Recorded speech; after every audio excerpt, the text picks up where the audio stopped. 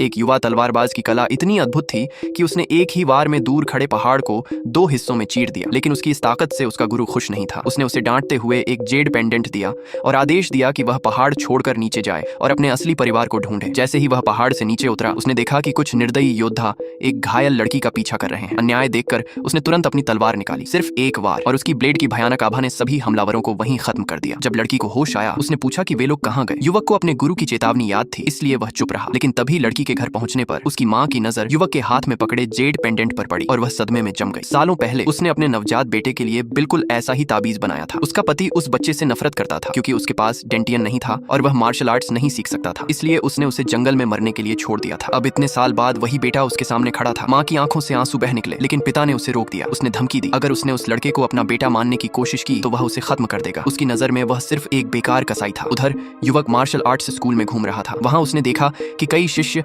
एक रहस्यमयी धातु को काटने की कोशिश कर रहे थे, लेकिन कोई सफल नहीं हुआ। कहा जाता था कि वह आसमान से गिरी उल्का से बनी थी और उसे तोड़ना असंभव था। युवक ने बस अपनी ताकत का एक छोटा हिस्सा इस्तेमाल किया और एक हल्का सा वार किया। अगले ही पल वह विशाल धातु 2 हिस्सों में बंट चुकी थी। जब परिवार का मुखिया वहां पहुंचा तो वह यह दृश्य देखकर स्तब्ध रह गया। उसने सोचा, अगर ऐसा योद्धा हमारे साथ होता तो हमें किसी दुश्मन से डरने की जरूरत नहीं होती। माँ चुपके से उसके लिए नए कपड़े और कुछ चांदी लेकर आई। उसने प्यार से कहा कि अपना ख्याल रखना। युवक मासूमियत से बोला, काश तो मेरी माँ होती। ये सुनकर माँ टूट गई। लेकिन उसी समय बाहर जोरदार धमाके की आवाज गूंजी। पुराने दुश्मन परिवार ने दरवाजे पर हमला कर दिया था। वे खुलेआम चुनौती देने आए थे। उन्होंने कहा, अगर तुम हार गए तो तुम्हारा मार्शल आर्ट्स स्कूल बंद कर दिया जाएगा और तुम्हें इस शहर से निकाल दिया जाएगा। परिवार की इज्जत दांव पर थी। पहला योद्धा हारा, दूसरा भी कुछ ही चालों में गिर गया। दुश्मन का सबसे ताकतवर शिष्य बहुत चालाक था। वह जानबूझकर अपनी कमजोरी छिपाकर जाल बिछा रहा था। तभी युवक ने धीरे से कहा, जब मैं जानवर काटता हूँ तो 3 वार के बाद उसकी दाहिनी कोहनी जवाब दे देती है। सबको लगा कि वह बकवास कर रहा है, लेकिन परिवार की बड़ी बेटी ने तुरंत समझ लिया। वह दुश्मन की कमजोरी बता रहा था। जैसे ही सही समय आया, परिवार के बड़े बेटे ने दुश्मन की दाहिनी कोहनी पर वार किया और अचानक हारता हुआ मुकाबला जीत में बदल गया। पूरा परिवार खुशी से झूम उठा, लेकिन असली खतरा अभी बाकी था। दुश्मन परिवार का मुखिया खुद अखाड़े में उतर आया। उसने परिवार के मुखिया को सिर्फ 5 चालों में हरा दिया और सबका मजाक उड़ाने लगा। अब परिवार की सबसे बड़ी बेटी ही आखिरी उम्मीद थी। उसने पूरी ताकत से लड़ाई की, लेकिन दुश्मन उससे कहीं ज्यादा बेरहम था। कुछ ही पलों में वह बुरी तरह घायल होकर जमीन पर गिर गई। दुश्मन उसे अपमानित करने ही वाला था। माँ ने कांपते हाथों से जेड पेंडेंट उठाया और युवक की ओर देखकर कहा, अगर तुम सच में मेरे बेटे हो तो यहाँ से चले जाओ, कम से कम तुम जिंदा रहो। युवक की आंखें भर आईं। पहली बार उसे माँ का प्यार महसूस हुआ और तभी जैसे ही दुश्मन की तलवार लड़की के गले तक पहुंची, एक भयावह ऊर्जा पूरे मैदान में फैल गई। युवक ने धीरे धीरे अपनी तलवार उठाई और उसकी आंखों में पहली बार असली गुस्सा दिखाई दिया। अब जो होने वाला था वह किसी ने सपने में भी नहीं सोचा था।